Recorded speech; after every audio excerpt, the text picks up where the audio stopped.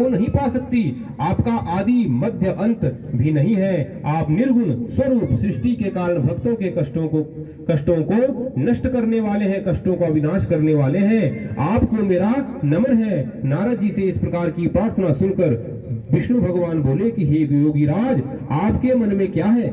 आप किस कार्य हेतु यहाँ आए हैं? आप बिना मुझ पर कृपा करते हैं, मुझ पर दया रखते हैं, तो बताइए कि उन मनुष्यों के सब कष्ट थोड़े ही यत्न से किस प्रकार दूर हो सकते हैं? विष्णु भगवान ने कहा, हे नारद, मनुष्यों की भलाई हेतु तुमने यह बहुत ही सुंदर उत्तम प्रश्न किया है। जिस व्रत के करने से मनुष्य मोह से छूट जाता है, वह व्रत मैं तुमसे कहता हूँ, सुनो। अति पुण्य प्रदान करने वाला, स्वर्ग तथा मृत्यु लोक दोनों में दुर्लभ एक अति उत्तम व्रत है, जो आज मैं तुमसे कहता हूँ।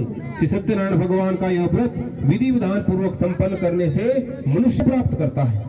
भगवान के ऐसे वचन सुनकर नारद मुनि बोले, हे भगवान, उस व्रत का विधान क्या है, फल क्या है? इससे पहले इस व्रत को किसने किया और किस दिन इस व्रत को करना चाहिए, वह सब कुछ आप मुझे विस्तार पूर्वक बताइए।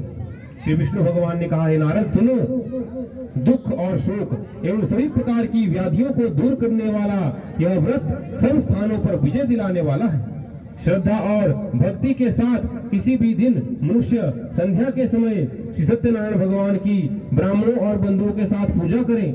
भक्ति भाव से केले का फल, नैवेद्य, घी, शहद, शक्कर अथवा गुड़, दूध और गेहूं का आटा सवाया मात्रा में लेवे और उसका चूर्ण बना सकते हैं। इस सभी को भक्ति भाव से श्री भगवान सत्यनारायण को अर्पण करें। बंधु बांधवों के सहित ब्राह्मणों को भोजन कराएं। इसके पश्चात ही स्वयं भोजन करें। रात्रि में भी श्री सत्यनारायण भगवान के गीत आदि का आयोजन करें।